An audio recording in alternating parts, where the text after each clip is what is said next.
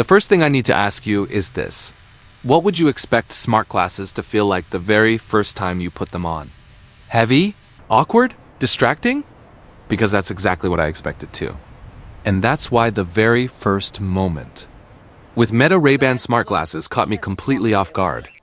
Not because something dramatic happened, but because nothing did. No flashing lights, no digital clutter, no moment where I had to stop and figure out the tech. I put them on, looked around, and for a few seconds, my brain genuinely forgot there was technology sitting on my face. And that is where this story really starts, because I didn't expect that at all. But stick with me, because what happens after that first quiet moment is where things start to get interesting. I remember standing near a window, sunlight coming in, and instinctively adjusting the frame like I would with any normal pair of glasses.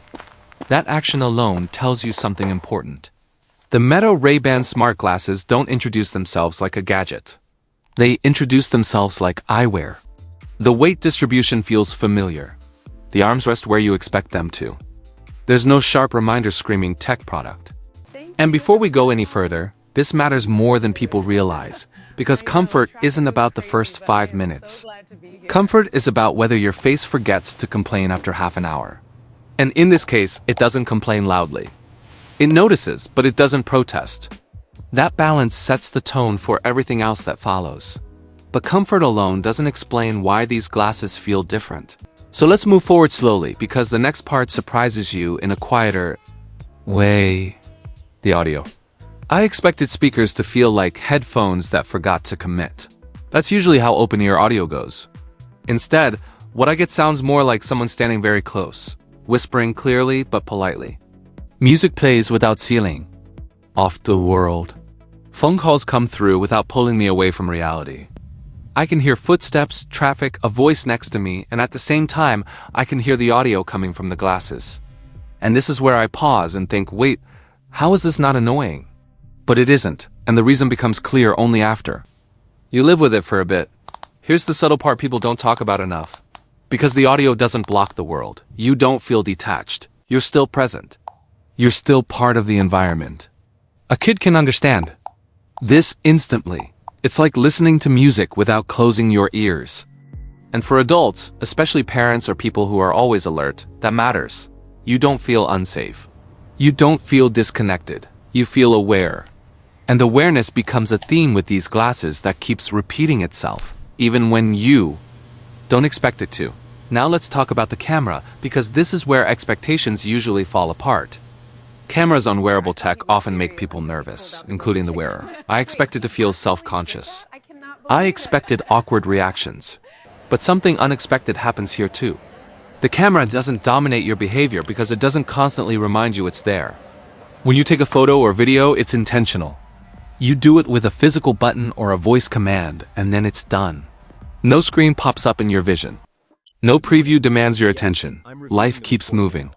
And that changes how moments feel when you capture them. I remember using the camera during a short walk. Nothing special, just everyday movement. And instead of stopping, framing, adjusting, and breaking the moment like I would with a phone, I stayed in motion. That's the difference. The camera doesn't ask you to step out of your experience. It asks you to stay in it. And that's the first big realization that quietly forms. These glasses are not about doing more. They're about interrupting less. But don't jump to conclusions yet, because this comes with trade-offs, and I'll get to those soon. Another thing I didn't expect is how normal it feels to stop thinking about the controls. Physical buttons remain physical. You press, something happens. Voice commands work when you want them to, not constantly. There's no learning curve that feels like homework. A 10-year-old could figure this out in minutes. A 60-year-old wouldn't feel overwhelmed. And that accessibility is not accidental. It's designed to disappear into habit. And when technology disappears into habit, it either becomes very powerful or very revealing. We're not at that reveal yet, but we're getting closer. As the hours pass, you start noticing what these glasses don't do. They don't project information into your vision.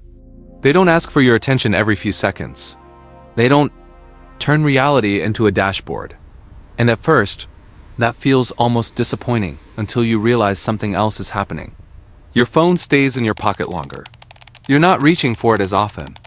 Calls, music, quick captures, those small interactions move to your face instead of your hands. And suddenly your hands feel more free. That sounds small, but wait until you try it during a busy moment, because that's where the effect multiplies. Me give you a simple real-life scenario. You're walking. Someone calls. Normally, that's a full routine. Reach into your pocket, unlock your phone, adjust it to your ear, block out sound. Here, the call just happens. You answer, you keep walking. You keep seeing, and after it ends, there's nothing to put away. No transition back to life. You never left it. That's when you realize these glasses aren't trying to replace your phone. They're trying to remove tiny frictions you stopped noticing. And when friction disappears, behavior changes quietly.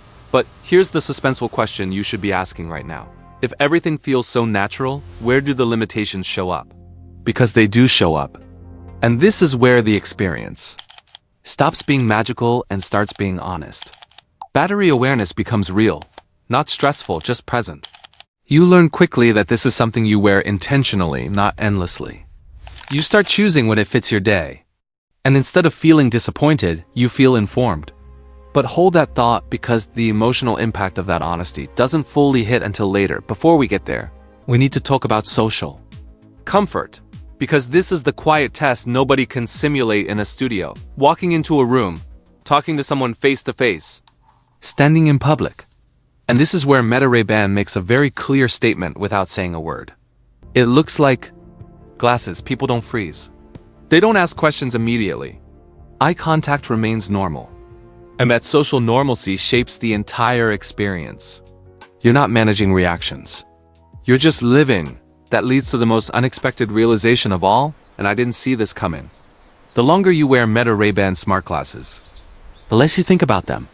Not because they're perfect, but because they don't demand importance. They don't try to redefine you. They don't push identity. They sit there, quietly doing small things well.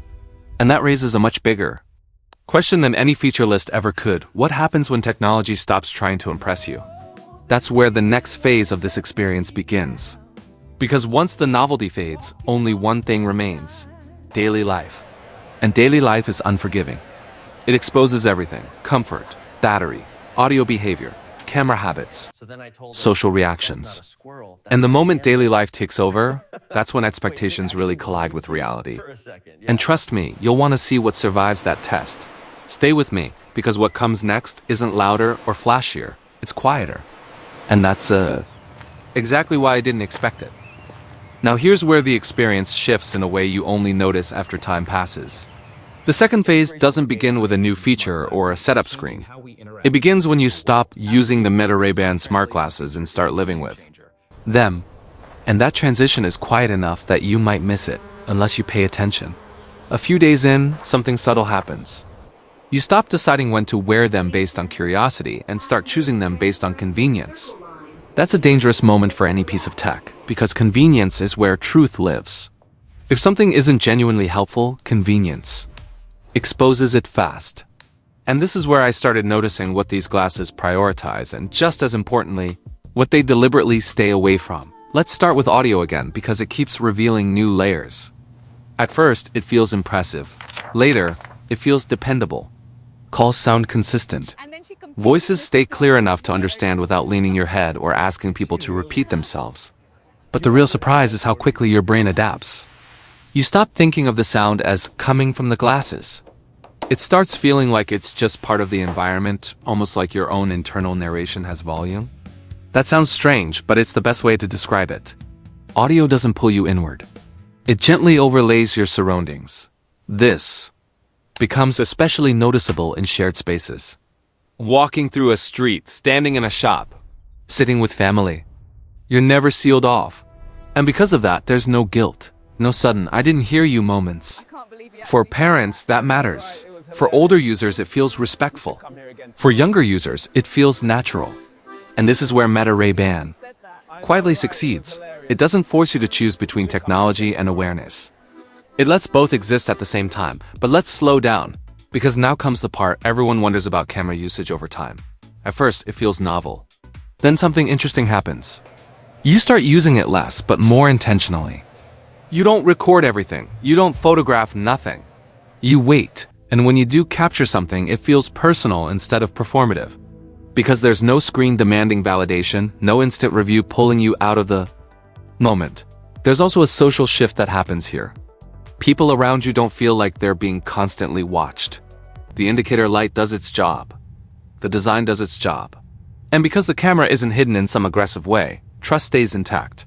This doesn't erase all concerns, but it reduces tension.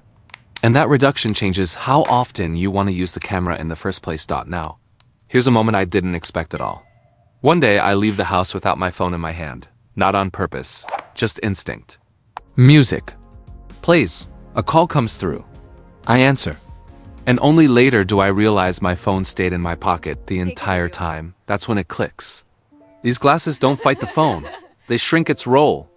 They take over small interactions, not big ones. And because of that, they don't feel threatening. They feel assistive, but assistance has limits, and this is where honesty matters. These glasses do not try to be a computer on your face. There's no visual interface, no floating text, no navigation arrows. If you expect that, you'll be disappointed. And that disappointment isn't a failure of the product, it's a misunderstanding of its purpose. Meta Ray-Ban chooses invisibility over information. That choice defines everything else. Battery life reinforces that philosophy. You become aware of it naturally, not because it dies suddenly, but because you learn its rhythm. You learn when audio-heavy days require intention. You learn when lighter usage stretches longer. And instead of feeling restricted, you adjust.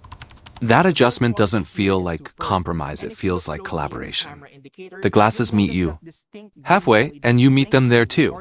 Here's the quiet twist. The more you understand the limits, the more comfortable you feel. There's no pressure to extract maximum value. You're not forcing behavior to justify ownership. You're just letting it exist where it fits. And when tech fits instead of demands, resentment never forms. Socially, this clarity becomes even more important.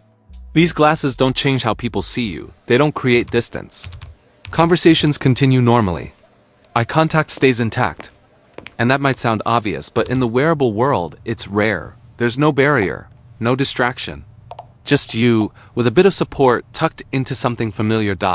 And now comes the moment where expectations really collide. Because at this stage, you're no longer impressed. You're comfortable. And comfort is the real test.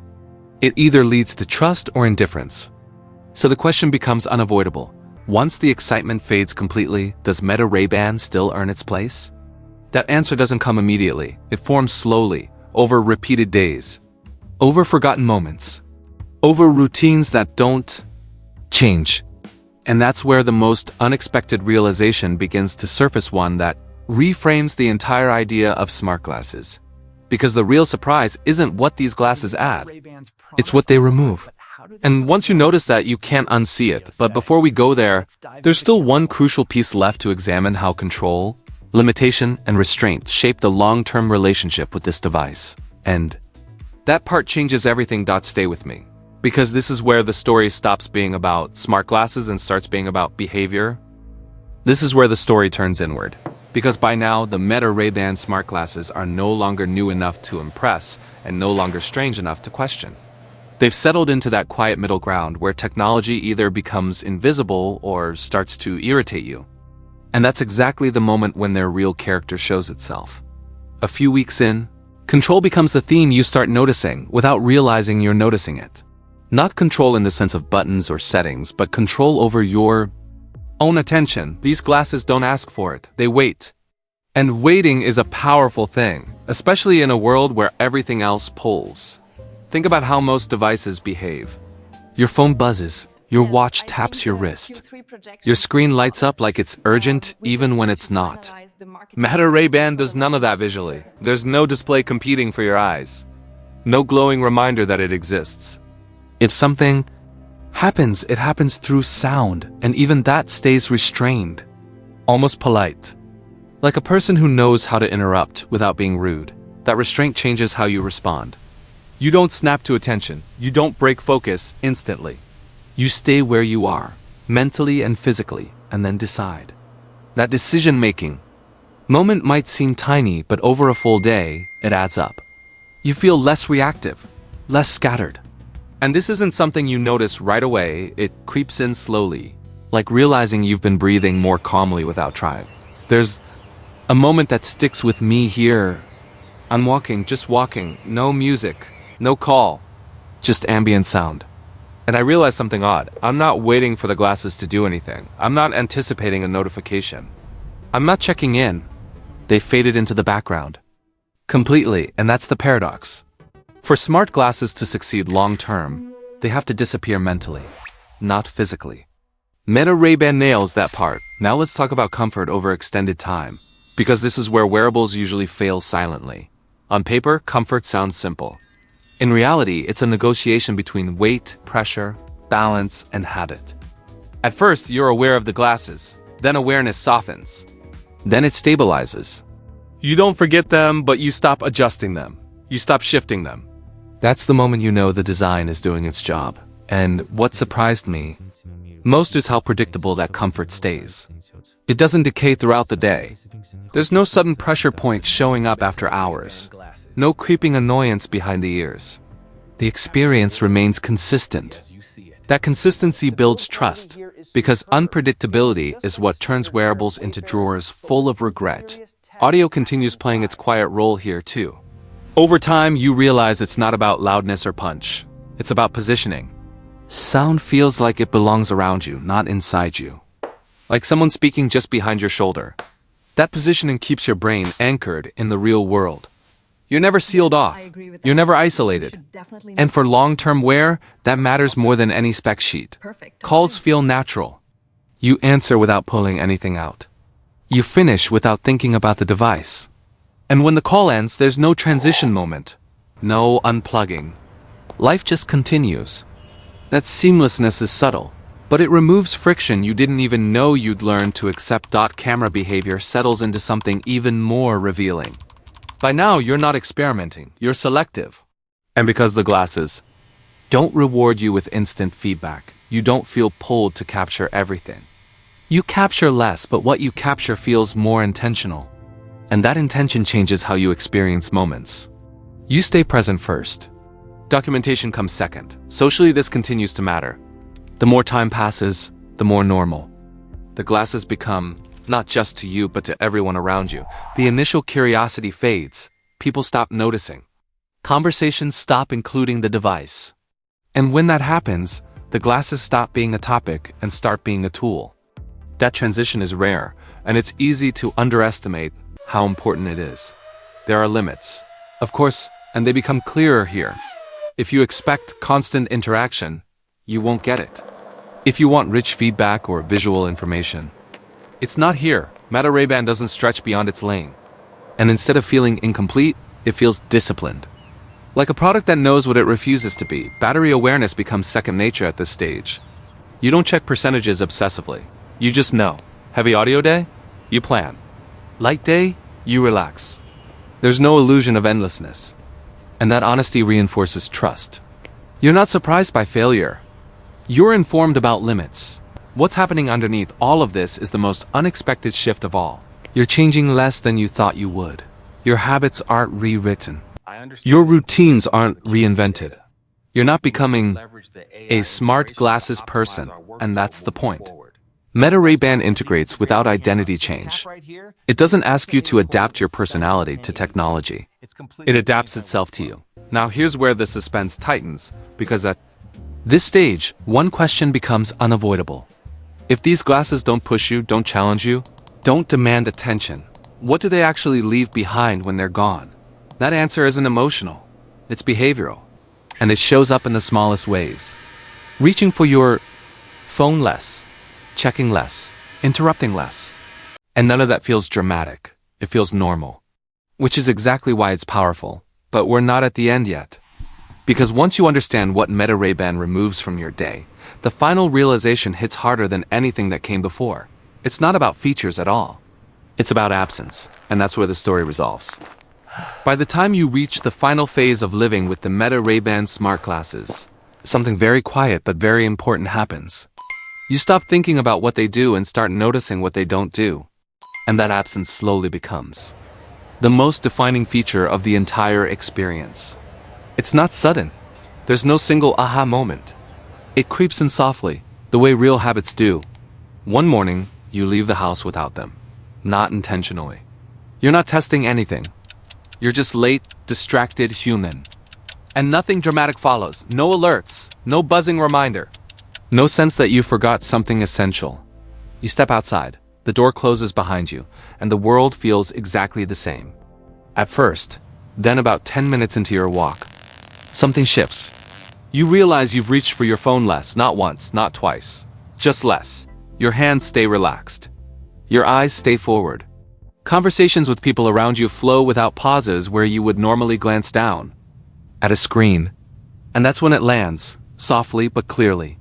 The glasses were never trying to change your life.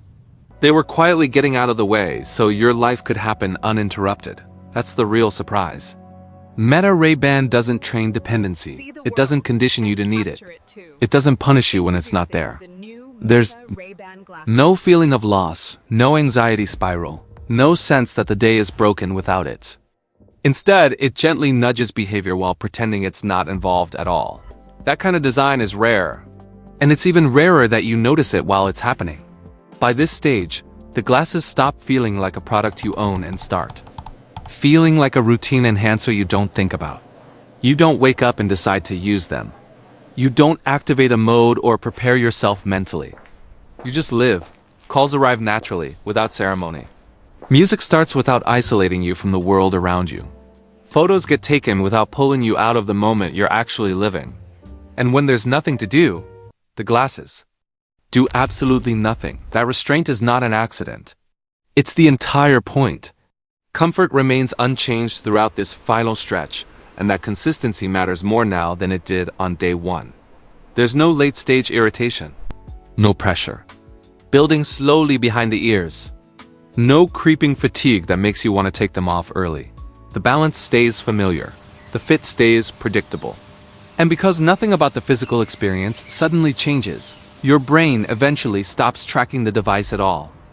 That's the moment you realize it has crossed a line from gadget to background object. Audio continues to define the experience in the most understated way possible.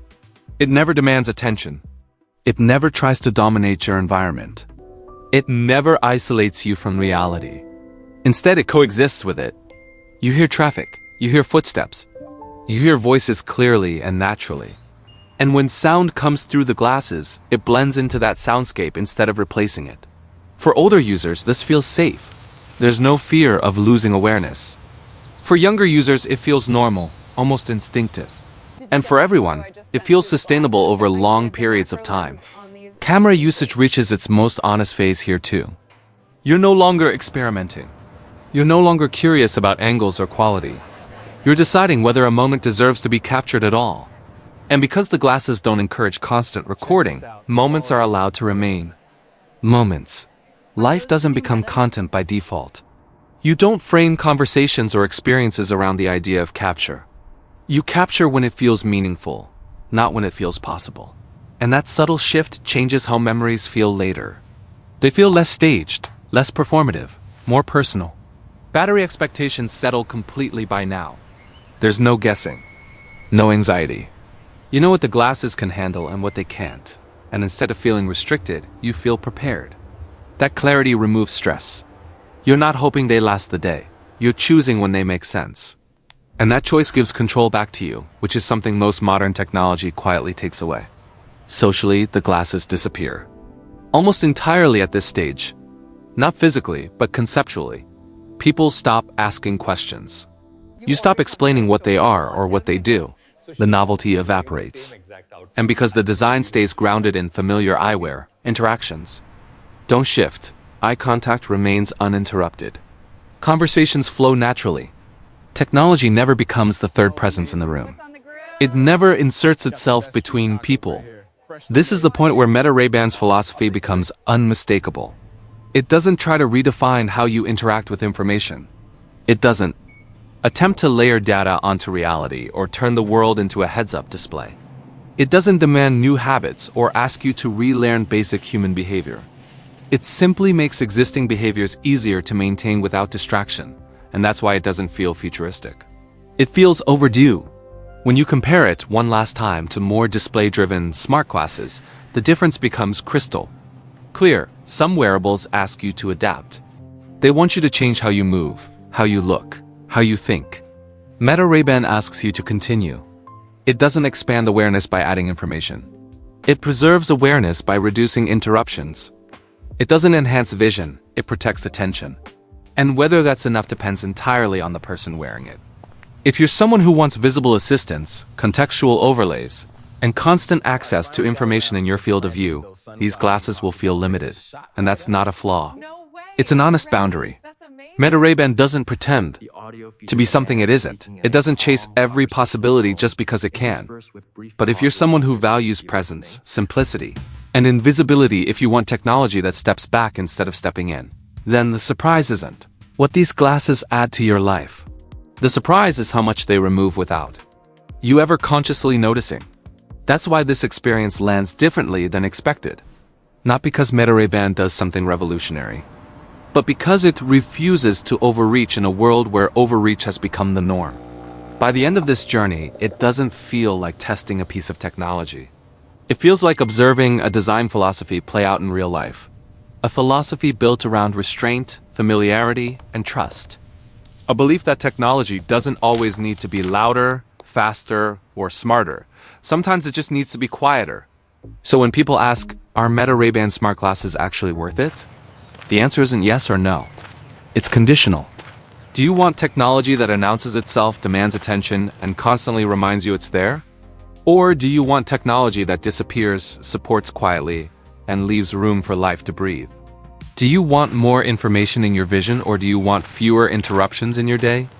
Once you answer that honestly, the decision stops being complicated. And that's the part I didn't expect. Not the features, not the design, not even the restraint. The clarity it forces is not about the glasses, but about how I want technology to behave around me. If grounded, real-world tech stories like this help you cut through the noise and understand products for what they actually are, not what marketing tries to make them, then you already know where this journey continues. I'll see you in the next one.